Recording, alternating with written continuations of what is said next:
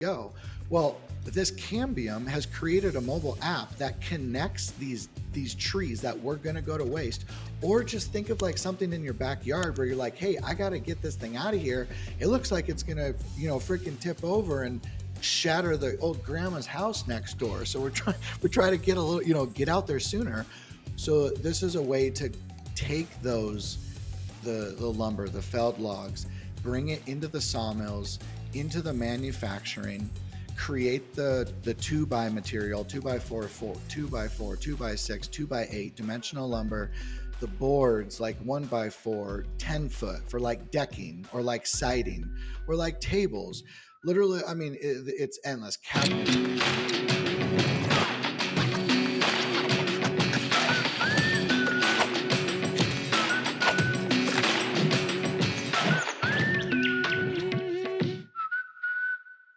All right, guys, here's what's trending in timber this week. I've got something pretty exciting to talk about that I've been looking at and watching for about a year now.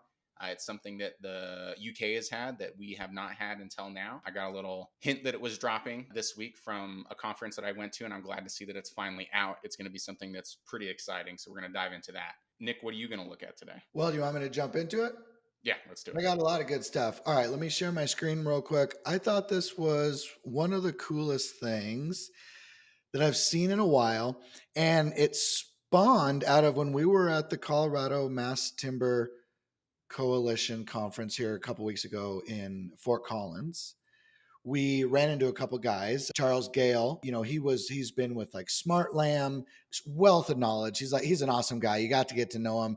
Anyways, his one of his business partners, Paul Timmons, was there. What they had talked about is this company that's called Cambium.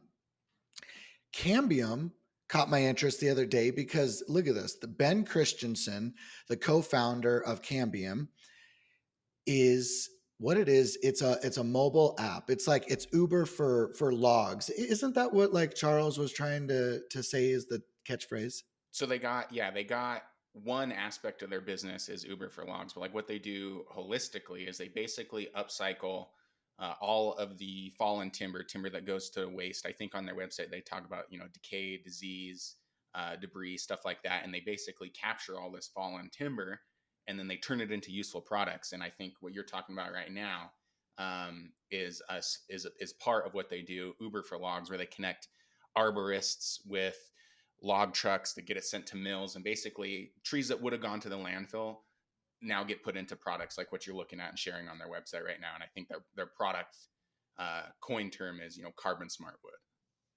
Yeah. So they had just won a list of best inventions of 2024.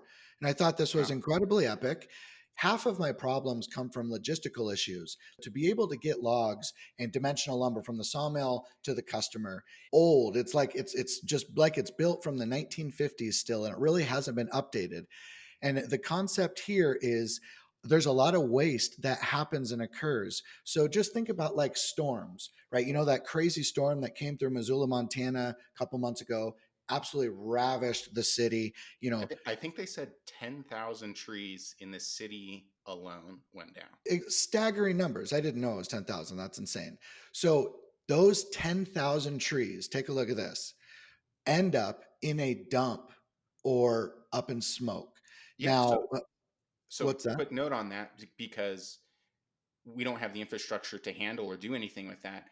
Every single one of those trees went to a giant dumping center, and then they brought in like the biggest wood chipper in North America, or whatever, and just chipped it all up. And they're going to ship it to Idaho for like, I think, biofuel or something like that. So it's not getting used; it's just getting chipped and burned. And this is a problem in every single city, in every single state, like period. Like the people don't think of like there's urban forests. So you talked about 10,000 trees. Where do they go? Well, this Cambium has created a mobile app that connects these trees that were going to go to waste. Or just think of like something in your backyard where you're like, hey, I got to get this thing out of here. It looks like it's going to, freaking tip over and shatter the old grandma's house next door. So we're trying to get a little, get out there sooner. So this is a way to take the lumber, the felled logs, bring it into the sawmills, into the manufacturing, create the 2 by material, 2 by 4, 2 by 4, 2 by 6, 2 by 8 dimensional lumber, the boards like 1 by 4, 10 foot for like decking or like siding or like tables. Literally, I mean, it's endless cabinetry. But what happens, what I thought was really cool, was they also replant the tree where it fell over, so it's a full cycle life chain, which is just impressive. But this isn't just like, hey, this is a bunch of people thinking we have this dream. Like, they're launched, they're rocking and rolling, and they're making serious waves in the world. This is a couple of their products that, just from what I'm kind of understanding, the things that were going to die or end up in the landfills are being upcycled into these products. It looks like that they have decking, siding, fencing, lumber. And anyways, go to cambiumcarbon.com. Check out what they got going. They're freaking rocking and rolling. Shout out to Charles Gale and Paul Timmons. Too. I don't know Ben Christensen here. I hope to, kind of get to know him in the industry. Anyways, yeah, he's from Yale School of Forestry, so super connected in the world. Carbon removal team. I'd love to talk to him about that. You know, it's crazy. Maybe it's not crazy. It's very strategic. But so they hired Charles to be their director of mass timber, I believe was his title. Don't come at me if I got it wrong. Let me see. I'm I think excited to it is. see like what their mass timber angle comes from, because like on their website they advertise, decking, siding, fencing, things like that. But if you could start turning, let's say you had 10,000, I don't know, spruce, pine, fir trees that went down in Missoula, and you can turn that into mass timber in like a local or regional sawmill, and then ship it to one of the manufacturers, like in Montana, like Smartlam, and then turn it and bring it right back around to buildings that are going up. That's like that's awesome. I'm pretty impressed with that. And I on the post announcement that you were showing on Ben's page, I read a little line in there that said that they started as a Kickstarter. Like, how crazy is that? That like bunch of guys and gals get together, they have a dream, they put it out on Kickstarter, gets public buy-in, and now they're rocking and rolling like all across the nation. I was really excited to hear Paul and Charles talk about that Uber for Wood app that you're talking about. I think it's mostly in the Northeast right now, but literally it's like arborist cuts down this tree that's going to fall on grandma's house, takes a picture of the logs, posts them. Mill says, I want to buy that. It connects the truckers instantly. The truckers come up, pick it up, they get paid.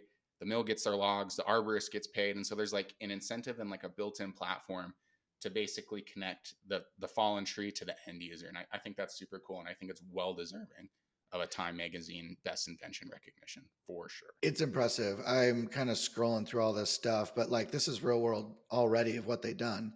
3.1 million board feet processed into their carbon smart wood, the equivalent of 7.7, almost 8,000 miles driven, 147 homes of energy. They've planted almost, 5.8 thousand trees, sequestered 7.1 thousand. Well, I guess you're coming out of me. 7.1 thousand tons of All CO2. right. But there was a map that I wanted to show you. Yeah. So here's where they're already working right now. And I know that they were kind of, yeah, here's Boulder. All right. Well, check them out. They're super cool. On to the next one. Melanie Nakagawa.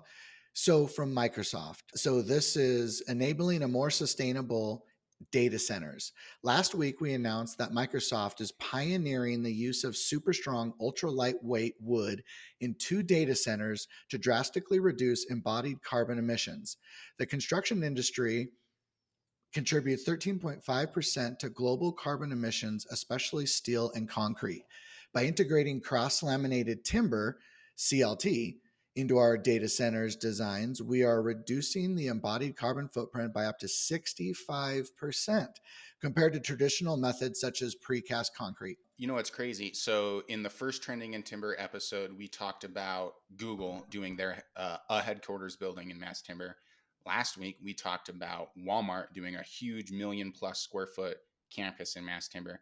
Now you're talking about Microsoft building data centers using Mass Timber. And it wasn't very long ago that people were saying that Mass Timber would never be used in applications like this. But like, so obviously, these big companies are putting a huge emphasis on mass timber, and I really hope that starts driving more use cases and adoption. Because like not too long ago, data centers were talked about as you'd never see this. I think Steve Marshall has a great line. He said, when he was getting into mass timber way back in the day and bringing it into North America, people were saying it would never be used for multifamily, it would never be used for residential, it would never be used for warehouses, it would never be used for data centers.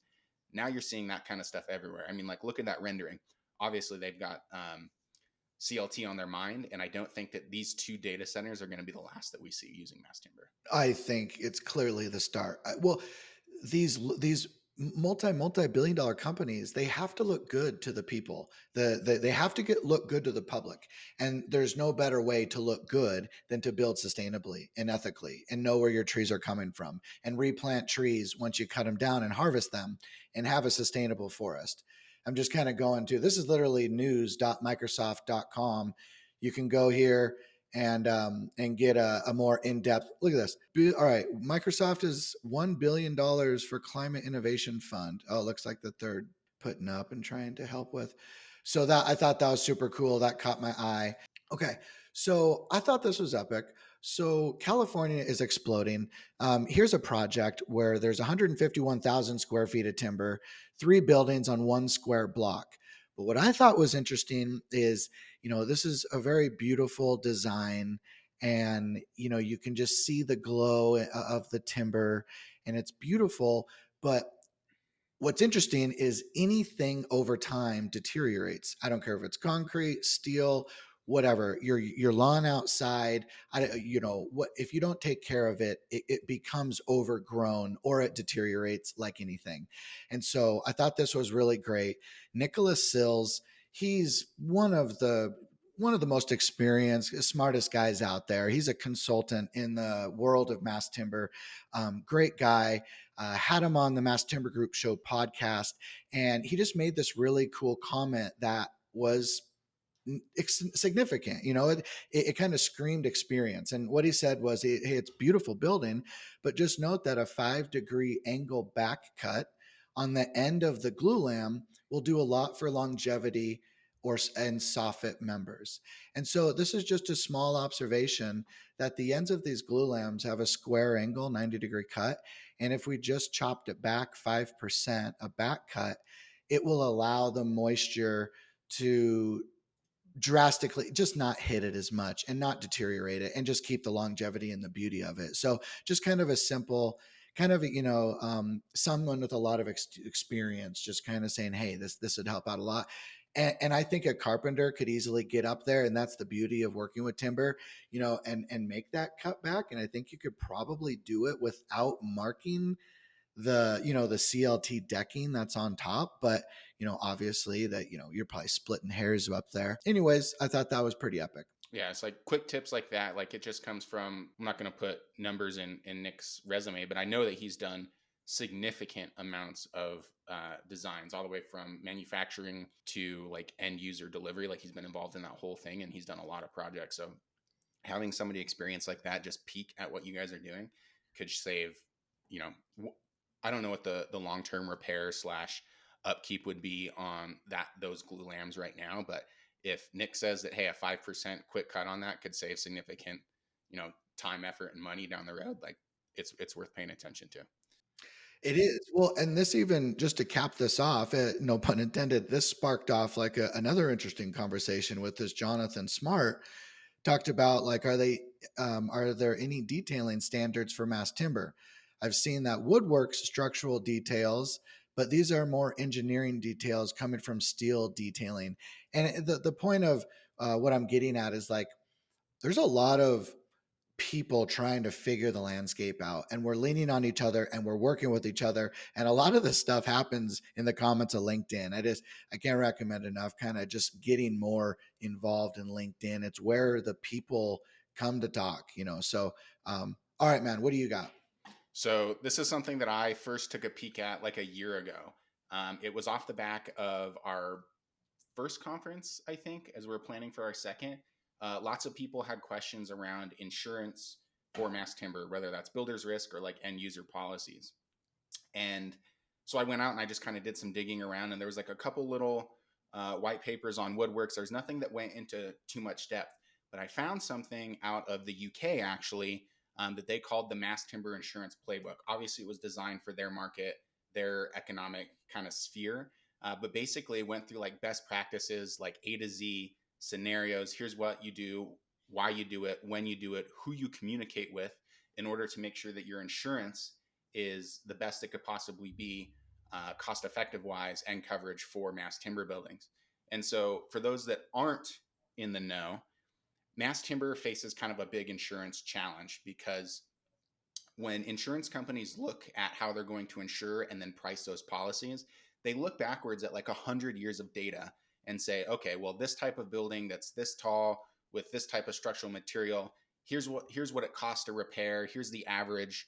When a fire happens, here's what normally happens. Here's how much of the building goes up. It's a 20% loss, a 30% loss, what have you. And that goes across all different kinds of fire, water, earthquake, all that kind of different stuff. But for mass timber, the types of buildings that we're talking about and the ones that you just shown, we don't have all that back data for them to go off of and get those averages for. And so it's kind of like a new risk that they're looking at. And so insurance companies are very conservative. And so they want to make sure that they're covering their butts and their shareholders, rightfully so, because they just don't know how these buildings might perform because there's not a ton of data to back it up. Yeah. And so what they do is they price that risk into the policy premium. So generally, mass timber insurance policies can be quite a bit more expensive than you would see in like a concrete and steel building. And so Mm-hmm. normally what happens is these insurers will price these mass timber buildings as if they're just like stick frame buildings. And we know that stick frame buildings do not perform the same as mass timber buildings in fire or water events. And so stick frame buildings are way more expensive to insure than a concrete and steel building of like equivalent size and scale. And so when you build these things out of mass timber, you're not getting kind of like a fair comparison to the risk that's actually happening. And so that kind of creates a disconnect between insurers and the mass timber building, and especially the owners and the builders who are paying these policy premiums. So with that being said, I talked to the folks that put together the UK Mass Timber Insurance Playbook. And let me just make sure that I cite myself correctly. Built by Nature put that together over in the UK. And I said, hey, who's working on this for the United States? This is like a year ago. And they said, hey, Woodworks has been talking with us about putting this together. And so I've been kind of like following that along as we go. And then at the Colorado Mass Timber Coalition that you just talked about, a gentleman from the Softwood Lumber Board was there, Ryan, and there was a mastermind question around this topic, not surprising. Said, hey, what are we going to do to like address insurance concerns? And he said, hey, there's a resource coming out in 3 days or whatever it was.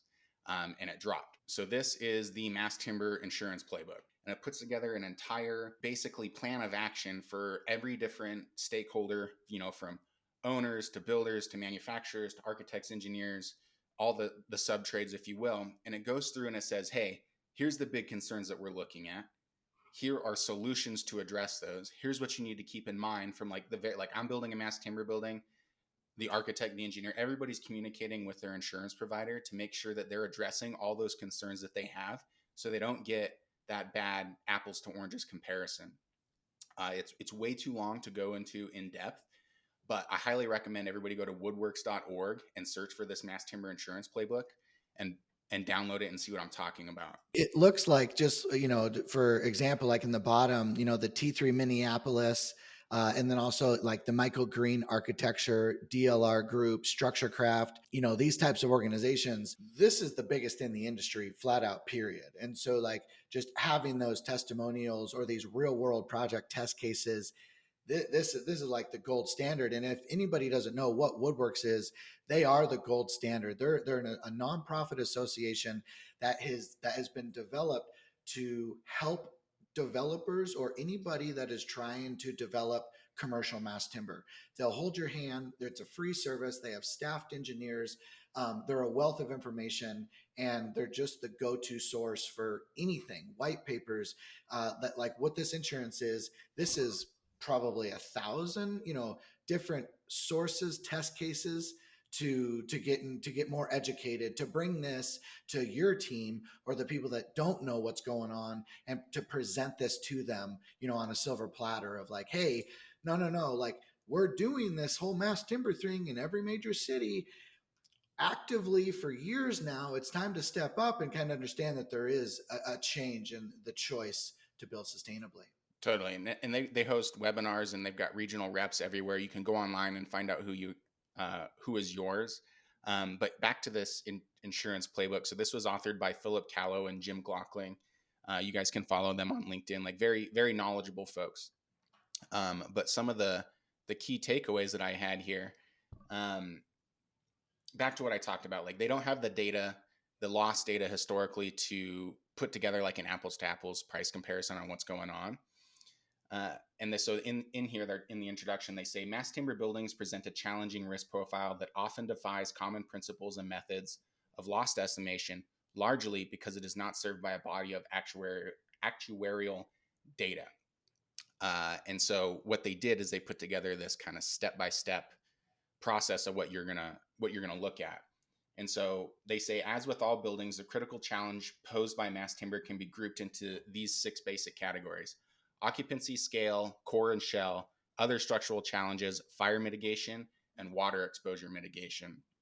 And so in that bucket, uh, they go through like an entire checklist of what you should be doing. So for fire, right? So they talk about if an insurer can be convinced that the protection measures in place will contain damage to a lesser amount, then insurance can be provided more readily at a better pace. And then when you talk about water, specifically like undetected water damage. So this isn't like a pipe breaks and you see it flooding down through the ceiling, although that is an issue.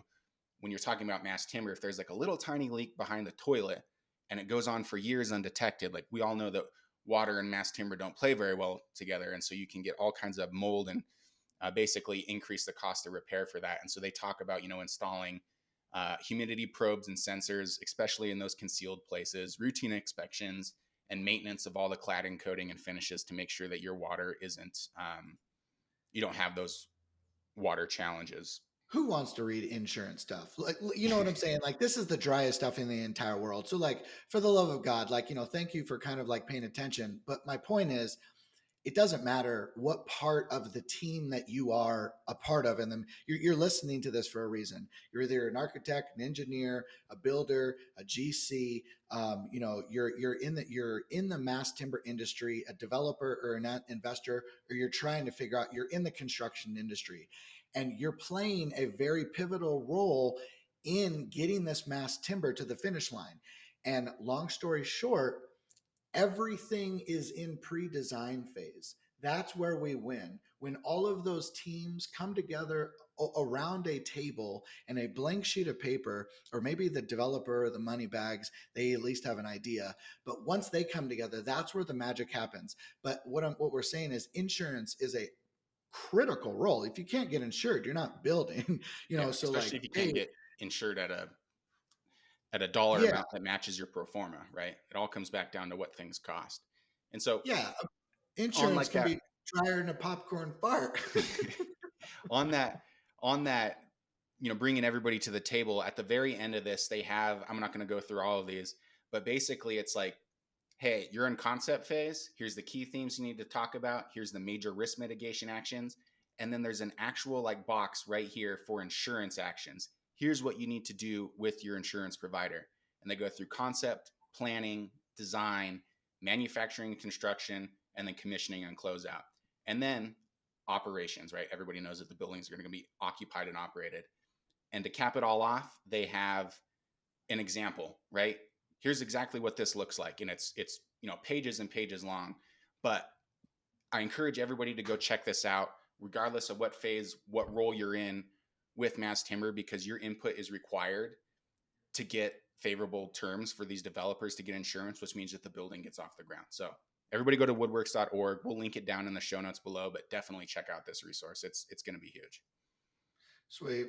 What else cool do you got? Nothing else super cool other than the waitlist for the Mass Timber Group Summit 2025 out in Denver is open. So if you go to masstimber.group, you can hop on the waitlist. We have speaker calls. If you're interested in exhibiting, you can submit a form that tells us, hey, here's how we want to be involved. If you're just intending, you want to know what's up. We've got a little sample agenda, the taste, the flavor of what we're going to go over. We're leveling it up this year. Not that we didn't last year, but the video that you shared for your birthday. Happy birthday, by the way. People can Thank check out too. you. What's that? Thank you. What's the big number? 39. Oh, that's what I was going to tell people. So I turned 39, and life is so good, man. My little boy Phoenix, he turned 9 months. I got my wife Katie. We just moved back from Denver to Missoula, Montana, to get closer back to family. That's where all my family is from. My wife's family and my family as well. But what I wanted to, my birthday wish to everybody is, I just posted this. Go to the Mass Timber group, and this is the 1 minute recap video. Go check it out and just kind of understand, like, it's super epic. But block out your calendars next year for August 20th, 21st, and 2022. The reason being is because the very first night, the opening kickoff party is at the Rockies Stadium. So, like, it can't get any more epic. We're gonna have a 2 hours before opening pitch is gonna be the networking, opening registration, get your lanyards, and then we're And actually gonna stay and they're gonna watch the LA Dodgers. You that's can right. get a hot dog, get a drink, you get a seat. Like, it's gonna be August in Denver, man. Like, on like watching a baseball game in the stadium. With World It's Series world class. champions, by the way. I What's that? said with champions of the World Series. I see. I feel like an idiot. They did the Dodgers. Oh yeah. Oh my God. Okay, so that's crazy. What do they call that? Serendipity, where it just happens. Like, Yeah, we so picked these dates before the Dodgers won, but now we're gonna watch the Dodgers. Right? Sorry if you're a Rockies fan, but I don't know how good that game's gonna be. all right, so go watch this. Go. This is the one we're gonna clip it in right now so you can watch this. And then, anyways, if you want updates, we have a newsletter that goes to 1,000 Mass Timber AEC professionals 2 times a month. Keep you updated. So take care. We'll see you at the next one. Cheers.